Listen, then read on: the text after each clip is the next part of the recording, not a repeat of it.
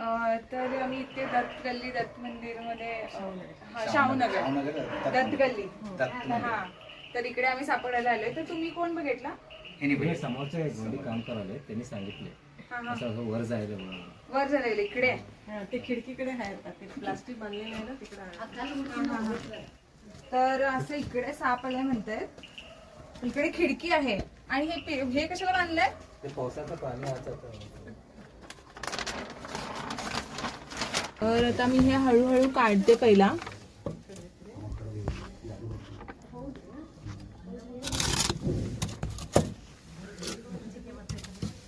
शकता किती अडचणीमध्ये येऊन बसलेला आहे आणि मी ह्याला असं हळू पकडते. बाईट पण करू शकतो. तर मी एवढं पकडल्यावर तो अजून बाईट करत नाहीये. ह्याचा अर्थ ते सुद्धा आम्हाला घाबरते. तर बघा कसं वरती यायचा प्रयत्न करायला लागलाय.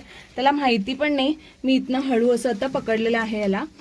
तर बघू शकता कसं बाईट करायला हे करायला लागले. आणि जेवढं मी शेपूटला पकडतो तेवढं ते गोल गोल फिरत असते आणि हे जर शेपूट कट करून घेऊ शकते.